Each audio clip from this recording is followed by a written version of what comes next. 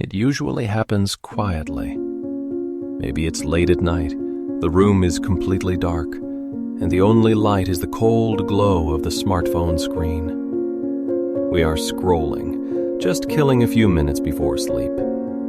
But with every swipe of the finger, a subtle, heavy feeling starts to build in our chest. We see a former classmate launching a successful startup. We see a stranger traveling to a place we've only dreamed of. We see perfect relationships, perfect morning routines, perfect bodies, and seemingly effortless success.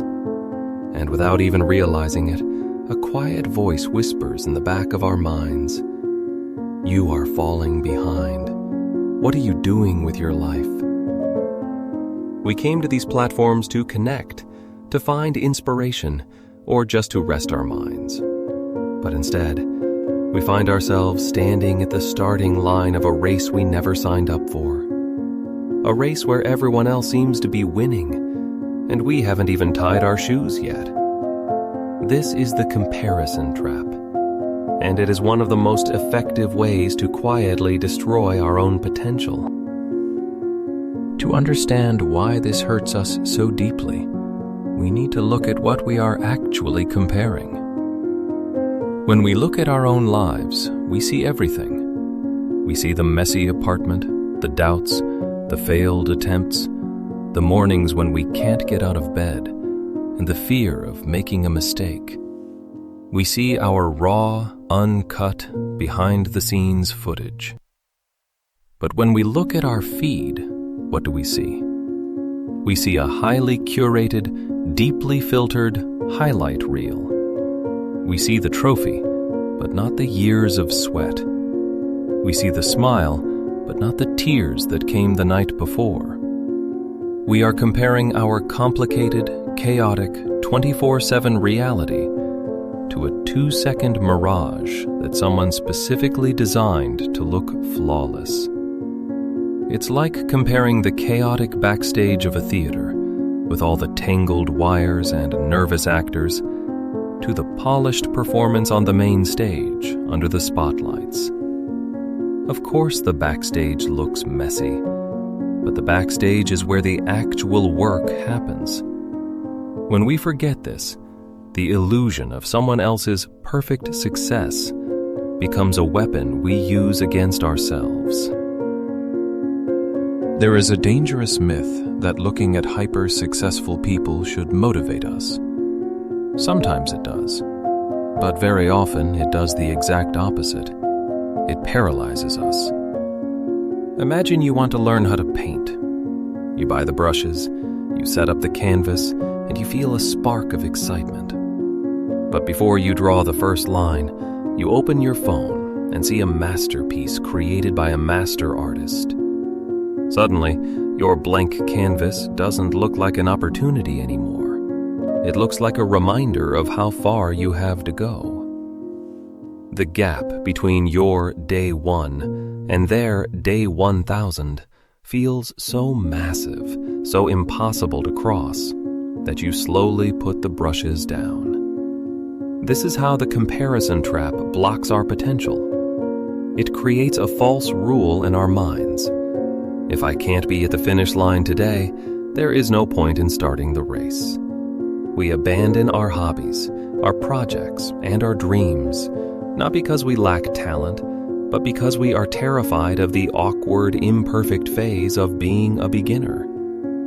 We let the phantom of someone else's achievement steal our permission to try. Let's think about the measuring stick we use.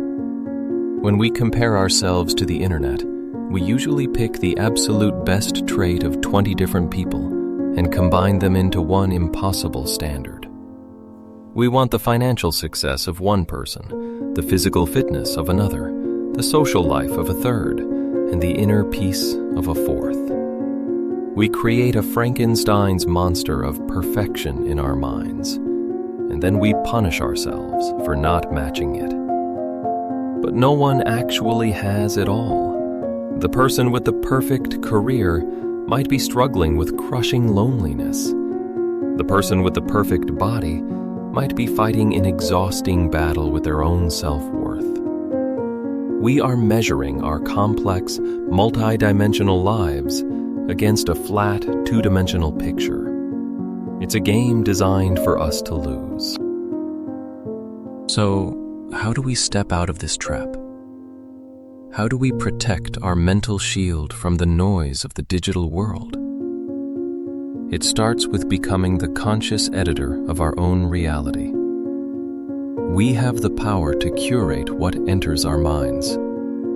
If seeing a certain account, even a motivational one, leaves us feeling drained, anxious, or less than, we have the full right to mute it, unfollow it, or step away.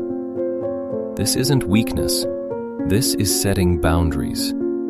This is protecting the soil where our own potential is trying to grow. Then, we can try to change the direction of our gaze. Let's stop looking sideways at what everyone else is doing and start looking backward. The only fair, logical comparison we can ever make is temporal. Comparing who we are today to who we were yesterday or a year ago. Did we handle a difficult situation a little better today? Did we learn one new thing? Did we find 10 minutes to rest? That is our baseline. Progress is not about matching someone else's speed. It's about moving our own needle, even if it's just a millimeter at a time. There is no universal timeline we are supposed to follow. No one is keeping score. The universe doesn't care if you found your dream job at 25 or 55. When we finally drop the heavy, unfair ruler of comparison, something amazing happens. The paralysis fades. The anxiety quiets down.